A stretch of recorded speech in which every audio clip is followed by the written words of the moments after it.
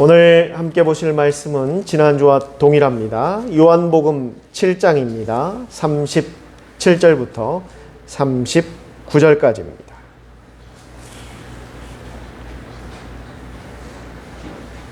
요한복음 7장 37절부터 39절까지 말씀을 저와 여러분이 나누어서 교독하도록 하겠습니다. 제가 37절 말씀부터 읽겠습니다. 명절 끝날 곧 큰 날에 예수께서 서서 외쳐 이르시되 누구든지 목마르거든 내게로 와서 마시라.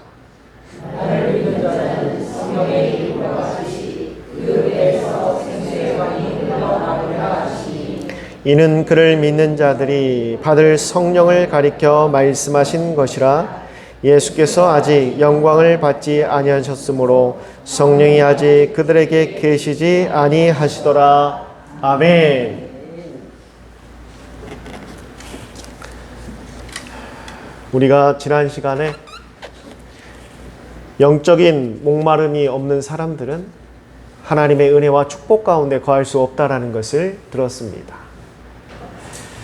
오늘은 그 두 번째 시간으로 우리가 영적인 이 목마름을 갖게 되는데 그것을 채우기 위해서 우리가 어떻게 해야 할 것인가를 한번 살펴보고자 합니다.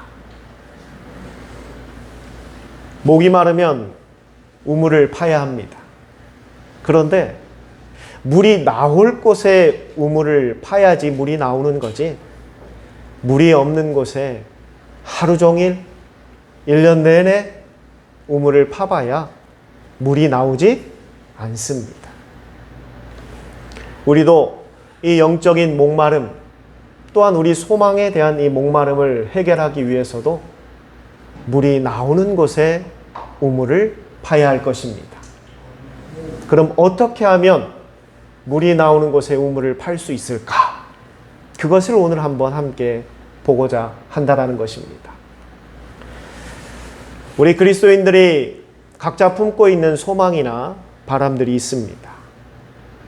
그게 무엇이 되었던 어떤 것이 되었던 아마 여러분들 각자 다를 것이라고 생각됩니다. 우리가 그것을 이루기 위해서 기도라는 것을 많이 합니다. 그렇죠? 기도하는 목적은 무엇일까요? 아주 간단합니다. 하나님 앞에 나의 소망과 바람을 아뢰는 겁니다. 왜 우리가 하나님 앞에 그것을 아뢰일까요? 그것은 하나님께서 너희의 간구를 들어주시겠다라고 약속하셨기 때문입니다. 할렐루야. 우리는 그 약속을 믿고 하나님 앞에 기도합니다. 나의 소망이 이루어지기를, 나의 바람이 이루어지기를 간절히 바라며. 그럼 여러분, 하나님께서 그 기도를 분명히 들으실 텐데 그러면은 그 하나님의 응답이 우리의 삶 가운데 어떻게 발현될 수 있을까? 하나님께서 어느 날 갑자기 아무개야 이름 부르면서 내가 몇 월 며칠 몇 시에 내 기도를 들어주겠다라고 말씀을 들어보신 분 계십니까? 아니면 갑자기 하늘에서 큰 손이 양 훅 나와가지고 옛다 받아라 그러신 적 보셨습니까? 물론 이 성경이 기록되기 전 구약 시대에는 하나님께서 직접 나타나셔서 말씀도 하시고 능력을 보여주시기도 했습니다. 그러나 이제 교회가 생기고 성경이 완성된 다음부터는 그런 역사들이 잘 나타나질 않습니다. 그럼 우리가 하나님의 응답을 어디서 얻을 수 있을까? 나의 기도가, 나의 소망이, 나의 바람이 이루어진다는 것을 어디에서 그것을 우리가 깨달을 수 있을까? 물론 여러 가지 방법들이 있겠지만 대표적으로 하나님은 사람을 들어서 역사하십니다. 할렐루야. 이 방법은요, 하나님께서 이 천지를 창조하실 때부터 하셨던 방법입니다. 하나님께서 직접 하시기도 하시지만 우리를 도울 자들, 도와줄 사람들을 붙여줘서 그 사람들을 통해서 우리의 소망들을 이루어갈 수 있게 해준다라는 겁니다. 그래서 제가 우리 성도 여러분들 가끔 축복 기도하고 안수 기도할 때, 특히 우리 자녀들을 위해서 기도할 때 제가 그런 기도를 많이 합니다. 하나님, 우리 사랑하는 이 아들, 사랑하는 이 딸이 이 땅에 살아갈 때 하나님 앞에 품은 그 귀한 소망들이 이루어질 수 있도록 주변에 돕는 자들을 붙여주시고 이들을 지켜줄 자들을 세워주시고 하나님께서 함께하여 주시옵소서. 할렐루야. 왜 그런 기도를 하냐면요, 하나님이 사람을 통해서 도우시기 때문에. 또 두 번째는 환경을 통해서 도우실 때가 있습니다. 전혀 우리가 예상하지 못했던 일들을 통해서, 전혀 상상하지도 못했던 일들을 통해서 우리의 소망들이 이루어질 수 있도록 하나님께서 인도하신다라는 겁니다.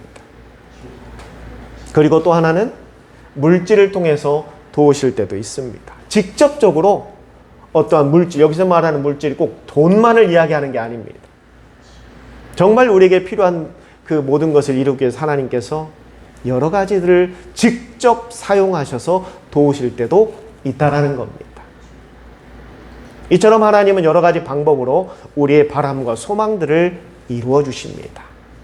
오늘도, 내일도, 모레도 항상 하나님은 그렇게 역사하심을 믿으시기 바랍니다. 할렐루야. 그럼 여기에 대해서 여러분들에게 질문을 하나 하겠습니다. 질문. 뭐냐?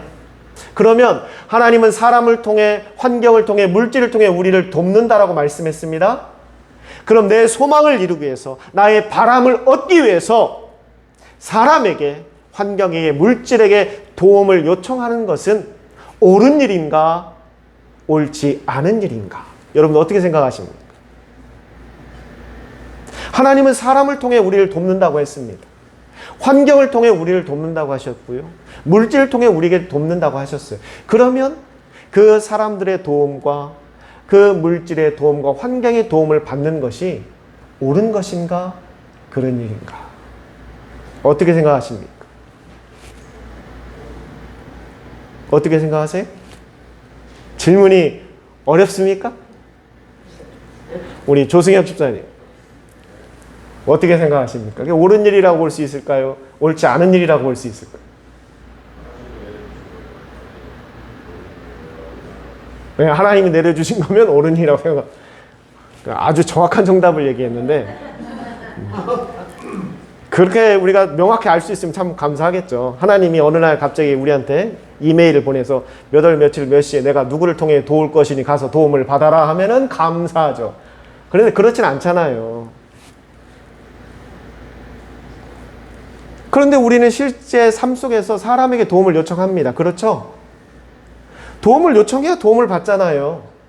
나는 아무것도 안 하고 골방에 막 숨어서 문 잠그고 있는데 갑자기 누가 막 찾아와서 막 도우려고 그래요?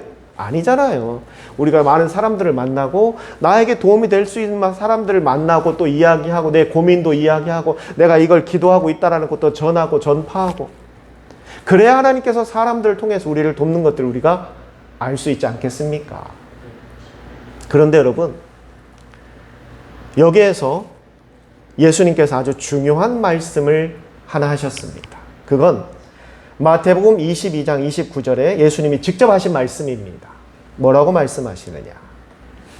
유대인들에게 하신 말씀이에요. 하나님의 뜻을 가장 잘 안다라고 단언하고 사람들에게 그렇게 이야기하던 유대인들에게 예수님이 이렇게 말씀하셨습니다. 너희가 성경도 하나님의 능력도 제대로 모르기에 하나님의 뜻을 오해하고 있다라고 말씀하셨습니다. 예수님이 직접 하신 말씀이에요. 너희가 성경을 제대로 모르고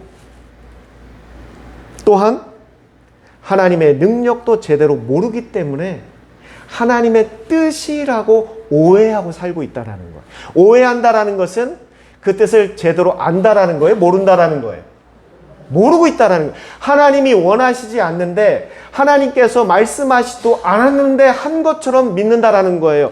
이게 하나님의 뜻이 아닌데도 하나님의 뜻이라고 스스로 착각하고 살아가고 있었다라는 거예요. 누가? 유대인들이. 그럼 그들이 정말 성경을 모르느냐? 아니에요, 여러분. 지금은 그렇지 않지만 아주 지금은 극소수의 유대인들만 정통 유대인들만 그러지만요. 예수님 당시 또 구약 시대에는요. 유대인들도 성인식이라는 걸 합니다. 성인식. 뭐 우리는 그냥 나이 먹으면 성인 되잖아요. 근데 유대인들은 성인식을 거쳐야만 성인으로 인정받아요. 그 중에 하나 통과해야 되는 게 뭐냐면요. 모세오경을 외워야 합니다. 그래야 성인으로 인정을 받았어요. 여러분, 성경 한 장 외우기도 힘든데 모세오경을 다 외우려면 얼마나 노력해야 되는지 아십니까? 매일마다 성경을 읽어야 돼요. 쉬지 않고. 머리 나쁜 사람은요. 성인식 할 때까지 외워야 돼요. 태어나면서부터. 그래야지 외울까 말까 하는 게 모세오경이에요. 실제 제가 이스라엘에 있을 때 이스라엘에서 가장 좋은 대학이 히브리 대학입니다. 히브리 대학이 세계에서도 상당히 인정받는 대학이에요. 거기에 다니는 그 유대인들하고 일반 한국 학생들하고 같이 토론하면 토론이 안 돼요. 왜 안 되느냐? 한국 학생들은 성경을 펴보고 얘기를 해야 돼요. 성경 어디에서 뭐 무슨 얘기를 했다, 하나님이 하셨다, 이 얘기를 해야 되는데 유대인들은요, 안 보고 얘기합니다. 왜? 외우고 있어요. 엄청난 차이입니다. 그들은 그냥 성경을 외우고 있어요. 물론 신약을 다 외운다라는 게 아니에요.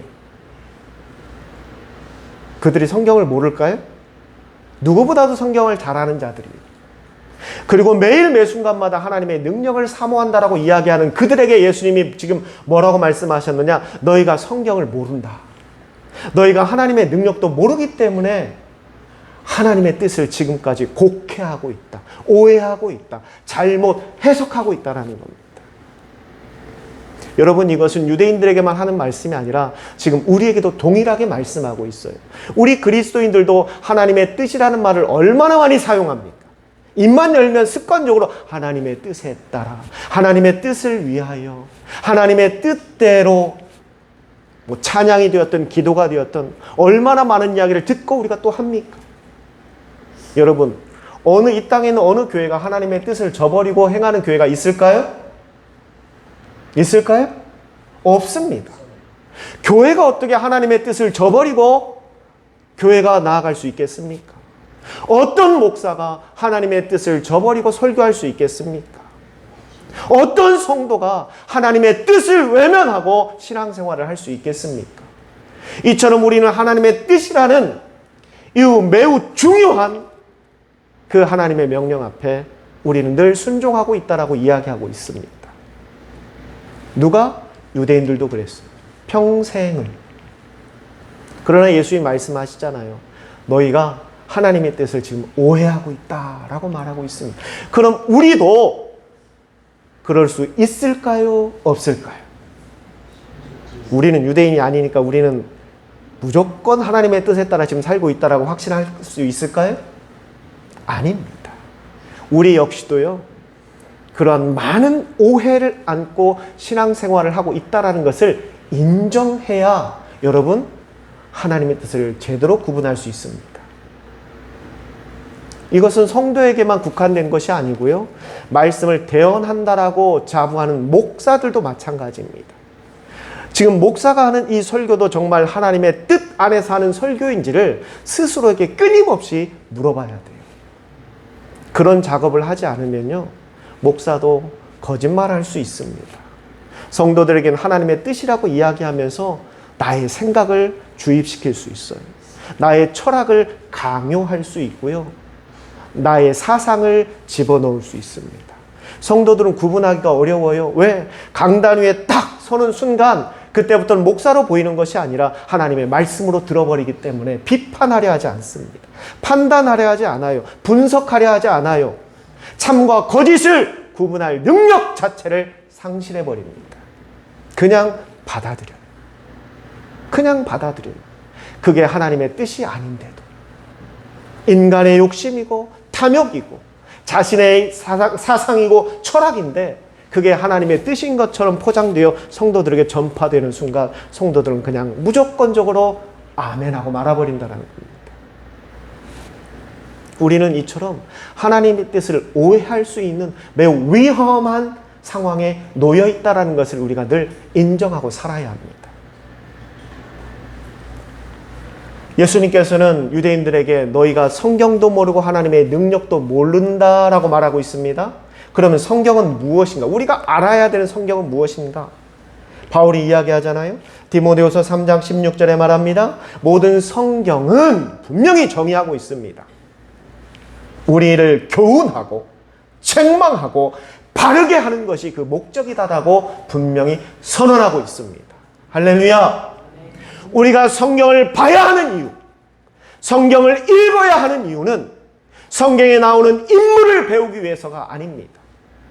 누가 몇 년을 살았는지, 누가 어떤 일을 행했는지를 암기하기 위해서 성경을 보는 것이 아니라 내가 어떻게 살아야 하는지, 내가 무엇을 해야 하는지, 어떠한 것이 가장 올바른 인간의 삶인지를 배우기 위해서 성경을 읽는 겁니다. 그게 성경을 읽는 목적이라고 분명히 말하고 있어요. 하나님은 그것을 우리에게 가르치기 위해서 성경을 주셨다는 것을 믿으시기 바랍니다. 그래서 여러분, 성경을 정말 잘 읽은 사람일수록 많이 읽는 걸 이야기하는 게 아닙니다. 어떤 사람은 1년에 100번 읽는다고 막 자랑하는 분들도 있는데 많이 읽으면 좋죠. 그러나 많이 읽는 것이 중요한 것이 아니라 올바르게 읽어야 합니다. 그래서 성경을 잘 읽은 사람들의 특징을 보면은요, 그들의 삶이 바릅니다. 그럴 수밖에 없어요. 왜? 성경은 그것을 우리에게 가르치고 있기 때문에. 하나님이 창조하신 인간이 어떻게 살아야 하는지를 성경이 분명히 가르치고 있기 때문에 성경을 제대로 읽은 사람들의 삶은 올바를 수밖에 없다라는 거예요. 그리고 우리가 모르는 하나님의 능력은 무엇인가? 시편 93편 4절부터 5절까지 이렇게 말하고 있습니다. 하나님의 능력은 정확하게 이야기하고 있어요. 하나님의 능력은 맑은 물소리와 같다. 참 애매하죠? 어떤 사람이 그런 말 했다죠. 산은 산이요 물은 물이다. 참 알 것 같으면서도 모를 것 같으면서도. 하나님의 능력은 맑은 물소리 같다. 그런데 여기까지만 얘기했으면 우리가 참 애매했을 텐데 하나님은 너무 자상하게도 그 뒤에 그 풀이를 해주셨습니다. 맑은 물소리가 무엇인지를 이렇게 하나님이 설명해 주셨습니다. 거룩함이 하나님의 집에 합당한 것이다 라고 5절에 기록되어 있습니다. 여기서 말하는 하나님의 전은 단순히 우리가 가게 될 천국이나 교회를 이야기하는 것이 아니라 하나님의 마음, 하나님의 뜻, 하나님의 생각을 다 포괄적으로 이야기하는 겁니다. 거룩하게, 합당하게 살아가는 것. 그게 하나님의 능력을 통해 우리에게 보여주고자 하는 것입니다. 거룩함이 무엇인지, 어떻게 사는 것이 합당한 삶인지를 우리에게 정확히 가르치기 위해서. 그게 하나님의 능력의 뜻이고 의미이다. 여러분, 우리가 성경을 안다라는 것은 내가 어떻게 살아야 한다라는 것을 깨닫는 겁니다. 하나님의 능력을 구한다라는 것은 내가 어떻게 거룩한 성도가 되어야 할 것인가를 구하는 겁니다. 그것을 제대로 알아야 하나님의 뜻을 오해하지 않고 알 수 있다라고 말하는 것입니다. 어떤 교회에서요, 아주 중요한 문제가 생겼습니다. 그래서 그 문제를 구체적으로 이야기하진 않겠습니다. 구체적인 사례를 들면 혹시 특정 교회가 정해질까 봐서 교회가 좀 해결해야 될 문제가 생겼어요. 그런데 그 문제를 해결할 방법이 없어요. 그 교회가 금전적으로 큰 손해를 봐야 될 상황에 지금 놓여 있습니다. 그래서 성도들이 기도해요. 목사님과 모든 성도들이 기도합니다. 하나님, 이 문제를 해결할 수 있게 해달라고. 이게 해결되지 않으면 교회가 금전적인 큰 손해를 봅니다. 여러분, 이 정도 되면 교회가 합심해서 막 적어도 한 30일은 기도해야 되겠죠? 정말 열심히 기도했어요. 그런데 그 문제가 해결됐습니다. 놀랍게 해결됐어요. 아무도 할렐루야 안 하시나? 남의 교회 얘기라 내일이 아니니까. 성도들이 기도해서 해결이 됐다니까요. 그래서 교회가 금전적인 손해를 안 봐도 되게 됐어요. 어떻게 해결됐나 봤더니 그 교회, 그 시에 시장이 다니고 있었어요. 시장이 목사님을 찾아왔어요. 목사님, 너무 걱정하지 마십시오. 제가 최선을 다해 돕겠습니다. 그리고 그런 문제, 법적인 문제 해결되는, 이 문제 되는 것들은 제가 어떻게든지 다 제가 알아서 해결할 테니까 걱정하지 마시라고. 그래서 교회가 안고 있었던 그 문제를 그 시장이 깨끗하게 해결해 줬어요. 그래서 교회가 이제 더 이상 금전적인 손해를 보지 않아도 되게 됐습니다. 우리는 그 이야기를 들을 때, 아, 하나님이 살아계시는구나. 하나님께서 역사하셨구나. 하나님이 교회를 지키셨구나라고 이야기합니다. 그런데 여러분, 그 문제는요, 교회가 불법을 자행해서 생긴 일이었습니다. 해서는 안 되는 일을 했기 때문에 벌어진 일이었어요. 그런데 그 손해를 막기 위해서 온갖 방법을 동원해도 방법이 없는 거예요. 왜? 이미 시작부터 잘못된 일이었기 때문에. 그런데 그 교회 다니던 시장이 나서서 그 문제를 매듭져줬습니다. 아무 일 없었던 것처럼 덮어줬어요. 법적인 책임을 지지 않아도 되게 만들어줬다는 겁니다.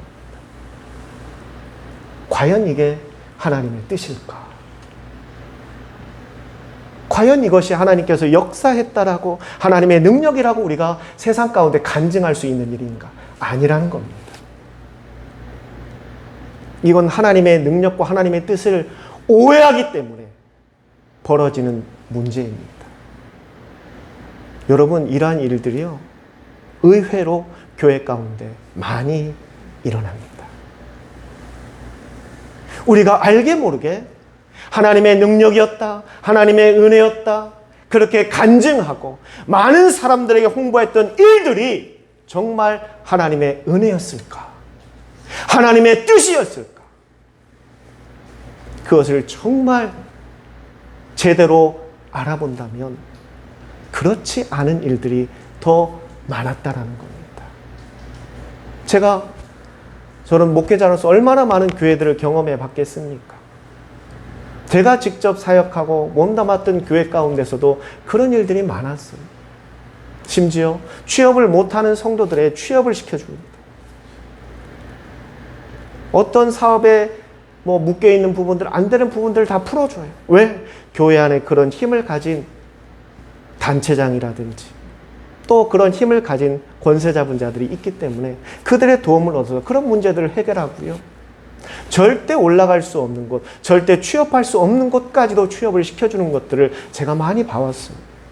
그러나 그것을 성도들에게 이야기할 때는요, 하나님의 은혜였다라고 이야기하고 간증합니다. 모든 성도들이 그 이야기를 들으면서 눈물 흘려요. 하나님의 살아계심을 찬양합니다. 여러분, 그건 결코 하나님의 뜻이 아닙니다. 유대인들이 그렇게 살아왔어요. 지금까지. 그렇게 살아왔어요. 그래서 예수님께서 말씀하신 겁니다. 너희가 성경도 모르고 하나님의 능력도 제대로 모르기 때문에 하나님의 뜻을 그렇게 오해하며 살아가고 있었다고. 이 말씀은 이 시대에 우리에게도 동일하게 하고 계시는 말씀임을 우리가 깨달아야 합니다. 그럼 우리가 분명히 알아야 될 하나님의 뜻은 무엇인가? 에스라 7장 18절에 이렇게 말하고 있습니다.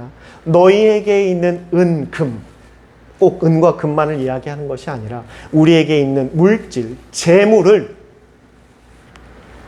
내 형제들이 좋아하는 일에, 내 형제들에게 기쁨이 되는 일에, 내 형제들을 살리는 일에 써야 하는 것이 하나님의 뜻이라고 분명히 기록되어 있습니다.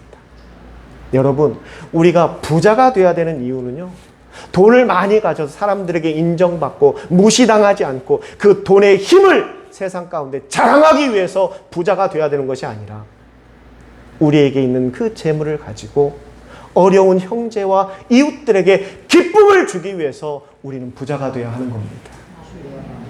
그게 하나님의 뜻이라고 말씀했어요. 그 재물의 권세를 자랑하고 누리며 살라고 부자가 되라는 것이 아니라 그 재물을 어려운 이웃들에게 기쁨이 될 수 있도록, 그들을 돕고 그들에게 행복을 만들어줄 수 있도록 쓰라고 부자가 되라 말씀하신 겁니다. 또한 요한복음 10장 17절에 말합니다. 사람이 하나님의 뜻을 행하기에 앞서, 하나님의 뜻이다라고 생각하며 그 일을 행하기에 앞서 그것이 하나님의 말씀에서 나온 것인지 아니면 사람의 생각에서 나온 것인지 너희는 분별하라. 이게 하나님의 뜻이라고 말하고 있습니다. 하나님의 뜻은 너희가 그 뜻을 행하기 전에 그게 정말 하나님의 말씀에서 나온 것인지 아니면 그저 너의 생각, 너의 욕심, 너의 철학, 너의 사상에서 나온 것인지 분별하라. 또한 로마서 2장 8절에 바울은 이렇게 말합니다. 하나님의 뜻은 행함에 앞서 이것이 선한 일인지를 먼저 분별하라. 이거 말고도요, 성경 여러 곳에 하나님의 뜻을 이미 그렇게 기록하고 있습니다. 하나님의 뜻을 행하기 전에 정말 그것이 선한 일인가를 먼저 분별하라는 거예요. 그런데 우리는 이러한 것들을 다 안 합니다. 안 해요. 그저 나에게 이득이 되고 내가 원하는 것이 이루어졌고 내가 소망하는 것만 이루어졌으면 되는 거예요. 그러면 우리는 그게 하나님의 응답이요, 하나님의 역사요, 하나님의 뜻이었다라고 이야기하고 있다는 겁니다. 여러분, 그건 하나님의 뜻이 아님을 분명히 알아야 합니다. 제가 여러분들에게 자주 말씀드린 게 있습니다. 우리가 살다 보면 또 신앙생활 하다 보면 이게 하나님의 뜻일까 아닐까 참 해석하기가 어려울 때가 있어요. 그렇죠? 이게 명확하게 구분이 되면 좋은데 그게 안 될 때가 있어요. 그럴 때 망설일 때 고민될 때 이 세 가지를 꼭 떠올리라고 제가 가르친 게 있습니다. 첫째, 내가 지금 행하고자 하는 것, 하고자 하는 일이 하나님의 뜻인지 아닌지 알려면 첫째 뭘 해야 된다고 그랬죠? 하나님의 말씀에 기초해야 됩니다. 이 성경에 기초해서 봐야 된다는 거예요. 성경에서 하지 말라고 하는 것은요, 절대 하나님의 뜻이 아닙니다. 가장 첫 번째는 성경에 근거가 있어야 돼요. 성경에서 하지 말라고 한 건데, 하나님이 하지 말라고 한 건데 나에게 도움되기 때문에 이게 하나님의 뜻이다? 그것은 아니죠. 잘못된 거예요. 두 번째, 뭐가 있어야 된다? 보편성이 있어야 한다. 무슨 말이냐면요, 정상적인 신앙생활을 하는 우리 그리스도인들이 들었을 때도 공감할 수 있어야 한다는 거예요. 나는 좋아. 나한테는 도움이 돼. 나는 이렇게 했으면 좋겠어. 왜? 나에게 이득이 되기 때문에. 그런데 다른 성도들이 들었을 때 그건 아니잖아. 그렇게 하면 안 되잖아. 그건 아닌 것 같아. 모두가 동의하지 못해요. 그렇다면 의심해 봐야 한다는 겁니다. 그게 하나님의 뜻이 아닐 수 있다는 거예요. 정상적인 성도들이 들었을 때도 그래, 맞아, 좋은 방법이야. 참 하나님께서 기뻐하실 것 같아. 그건 정말 하나님의 뜻인 것 같아라고 모든 성도들이 동의할 수 있어야 한다는 겁니다. 몇몇 소수만 자신의 이익과 관계되기 때문에 하나님의 뜻이라고 주장하는 것, 대부분의 성도들이나 사람들은 공감할 수 없고 잘못됐다라고 이야기하는 것은 하나님의 뜻이 아닐 확률이 매우 높습니다. 그리고 마지막 세 번째가 뭐라고 했죠? 그 결과에는 뭐가 있어야 된다? 선한 열매가 있어야 합니다.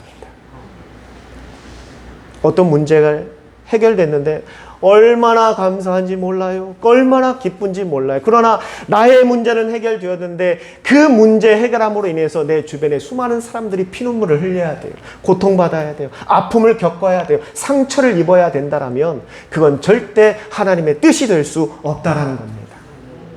그건 하나님, 공의의 하나님의 정체성에 위반되기 때문에. 하나님은 몇 사람만을 위해 존재하는 하나님이 아닙니다. 모든 인간을 위해 존재하는 하나님이기 때문에 몇 사람의 행복을 위해서, 몇 사람의 이득을 위해서, 몇 사람의 즐거움을 위해서 수많은 사람들이 고통받아야 되고 피눈물 흘려야 되고 상처받아야 된다면 그건 공의의 하나님이 될 수 없어요. 모순되는 겁니다. 그래서 그건 하나님의 뜻이 될 수 없습니다. 물론 이건 성경에 나오는 이야기가 아닙니다. 제가 목회를 하면서 하나님의 뜻이 무엇인가를 정말 그 해석을 어려워하는 성도들에게 조금이라도 도움이 되고자 하기 위해서 제가 그냥 여러분들에게 제 경험을 통해 말씀을 근거해서 여러분들이 전하는 겁니다. 적어도 이 세 가지는 좀 고려하면서 보자라는 거예요. 이게 성경에 기록되어 있는 말씀이니까. 그리고 모두가 공감할 수 있는 이야기인가. 그리고 그 결과가 선할 수 있는가를 봐야 한다는 겁니다. 최소한 이 정도는 하자라는 거예요. 최소한 이 정도는 해야 우리가 하나님의 뜻을 온전히 분별할 수 있다라는 겁니다.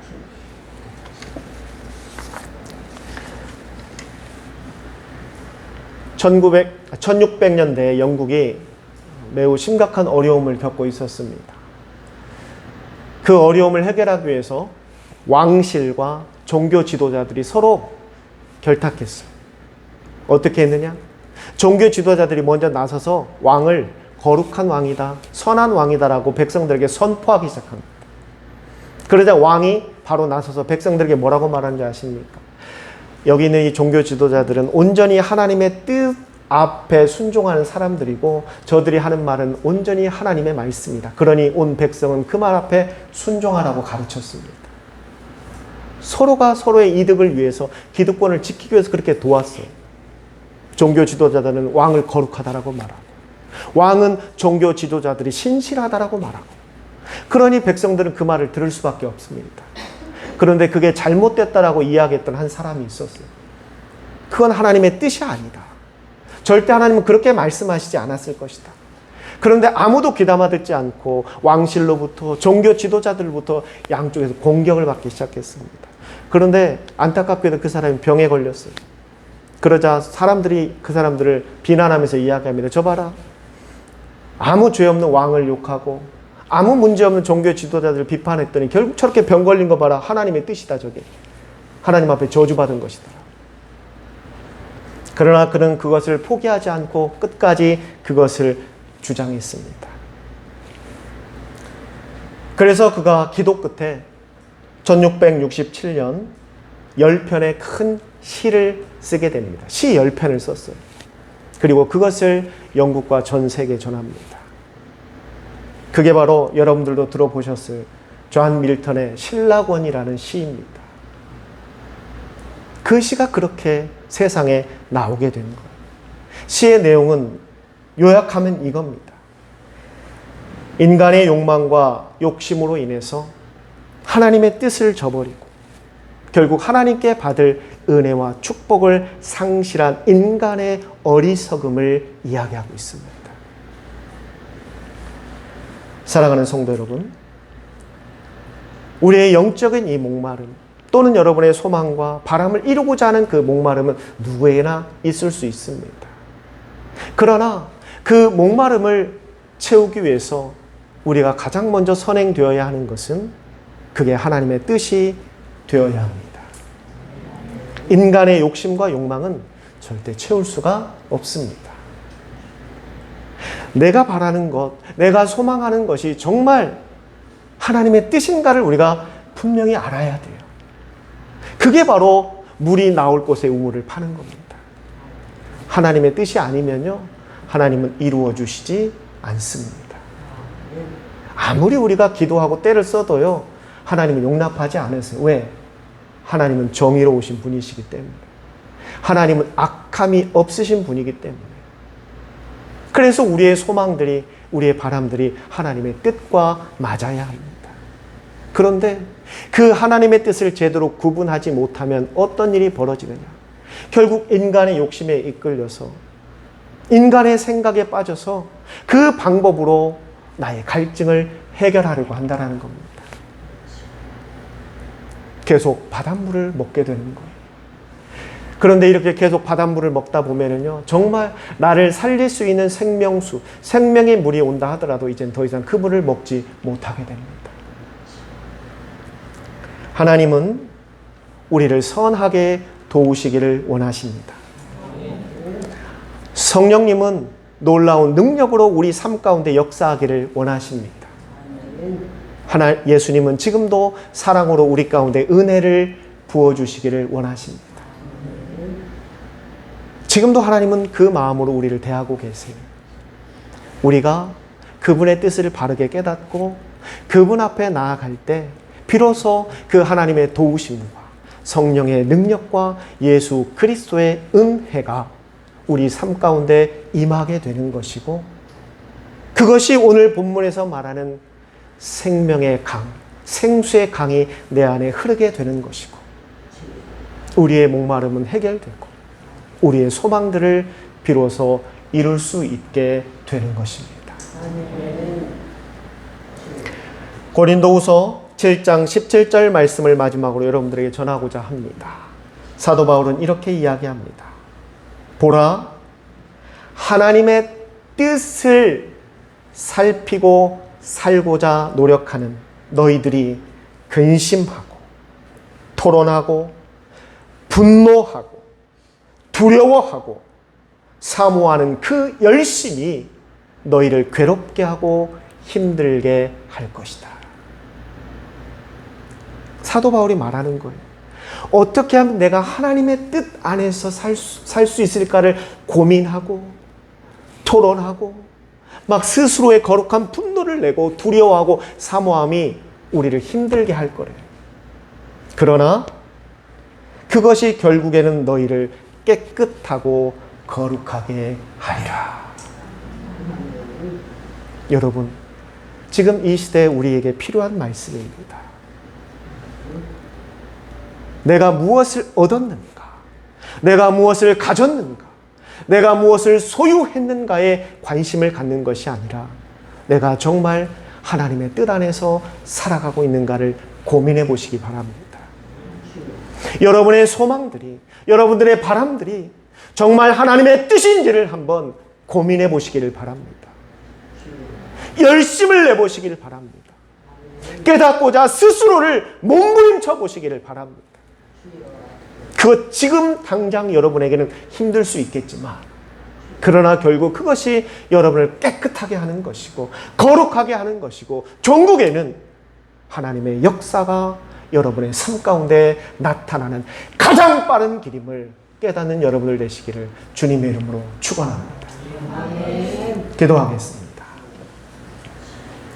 살아계신 아버지 하나님, 우리가 이 땅에 살면서 많은 것들을 소망하고 바라며 살아가고 있습니다. 또한 그 소망들을 이루기 위해서 스스로 노력하고 고민하고 열심을 내고 있습니다. 그러나 하나님께서는 일찍이 우리에게 말씀하셨습니다. 하나님의 뜻을 먼저 깨닫고 그 뜻 안에서 소망을 품는 것이 가장 옳은 길이고 또한 우리의 소망을 이룰 수 있는 가장 빠른 길이라는 것을 말씀하고 있습니다. 하나님, 우리 귀한 성도들 이 땅 살아갈 때 이 영적인 목마름, 소망의 목마름, 간절히 바라는 것들 하나님 세상의 욕심으로 채우지 않게 하여 주시고 온전히 하나님의 뜻을 먼저 분별해 나아가는 지혜로운 성도들이 되게 하여 주시옵소서. 하나님의 뜻을 알고자 고민하고 열심을 내고 두려워할 줄 알고 사모하며 나아가는 성도들이 되어 하나님, 저들의 소망들이, 저들의 바라는 것들이 하나님의 뜻 안에서 깨끗해지고 거룩해져서 결국에는 하나님의 도우심 안에 이루어내는 놀라운 역사가 우리 성도들의 삶 가운데 나타나게 하여 주시옵소서. 이 모든 것 살아계신 예수님의 이름으로 감사하며 기도드리옵니다. 아멘.